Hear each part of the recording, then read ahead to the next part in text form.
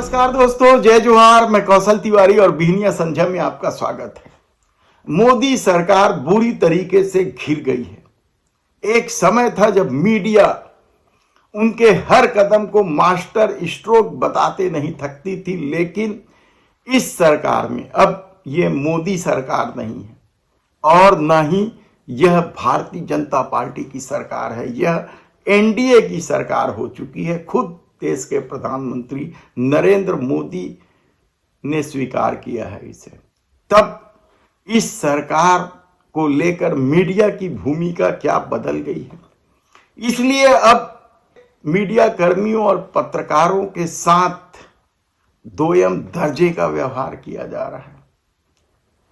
उन्हें पिंजड़े में बंद कर दिया जा रहा है। दावा तो इसी तरह का है और राहुल गांधी ने मीडिया को लेकर, सरकार की भूमिका को लेकर किस तरीके से लोकसभा में सवाल उठाए, पहले वो सुन लीजिए। सर आखिरी बात सर, आखिरी बात सर, आपने एक और चक्रव्यूह बना दिया है सर। मीडिया वालों को सर आपने पिंजरे में बंद कर दिया सर, उनको बाहर निकाल दीजिए प्लीज। मीडिया वालों को सर आपने पिंजरे में बंद कर दिया सर, उनको बाहर निकाल दीजिए प्लीज। यही नहीं, अब तो हर घटना पर मीडिया की भूमिका कुछ बदली हुई नजर आ रही है या सुर बदले हुए हैं।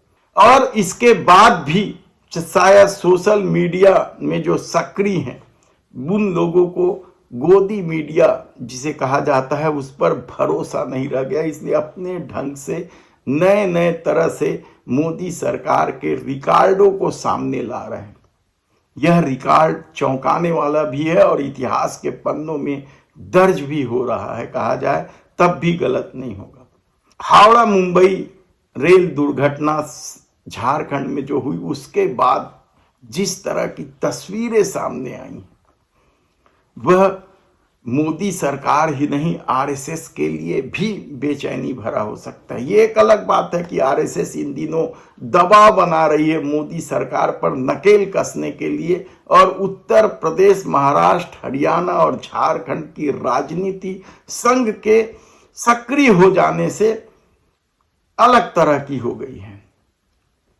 जो जेपी नड्डा लोकसभा चुनाव के दौरान कहा करते थे कि अब संघ की जरूरत नहीं है, उन्हें संघ की बैठकों में जाना पड़ रहा है। तब जो मीडिया में चल रहा है, हावड़ा मुंबई मेल दुर्घटना के बाद 3 तस्वीर के साथ यह सोशल मीडिया में जमकर वायरल हो रहा है कि मोदी सत्ता का रिकॉर्ड देखिए, जिसमें पहली तस्वीर लगी है धर्मेंद्र प्रधान की, जो मोदी सरकार में शिक्षा मंत्री है और 2014 से लेकर अब तक 70 बार से अधिक पेपर लीक के मामले हुए हैं।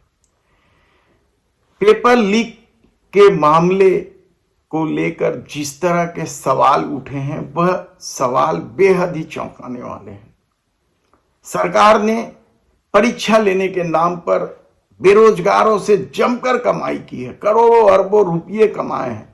आप सोचिए कि एक परीक्षा फॉर्म की जो कीमत है वह तो है ही है, यात्रा से लेकर ठहरने तक में युवाओं के पैसे खर्चे हुए हैं और सरकार को उससे जीएसटी मिली है। इस देश में एक दौर था जब एक भी रेल दुर्घटना होती थी रेल मंत्री को इस्तीफा दे देना पड़ता था नैतिकता के आधार पर। तो यहां तो लगातार रेल दुर्घटनाएं हो रही हैं और सुविधा के नाम पर ठेंगा दिखाया जा रहा है।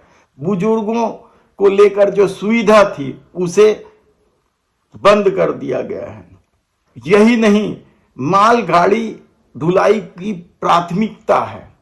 यात्री ट्रेनें इस दौर में जिस तरीके से रद्द हुई, इतिहास में कभी रद्द नहीं हुई। और कहा तो यहां तक जाता है कि वंदे भारत को सफल बनाने के लिए जिस तरीके से यात्री ट्रेनों को रद्द किया गया ताकि गरीब व्यक्ति ज्यादा पैसा देकर वंदे भारत में सफर करे, वह भी मोदी सत्ता के आपदा में अवसर को चिन्हांकित करने की चर्चा है। तब दूसरी तस्वीर नीतीश कुमार की है। नीतीश कुमार के राज में किस तरीके से पुल पुलिये ढह रहे हैं, गिर रहे हैं लगातार।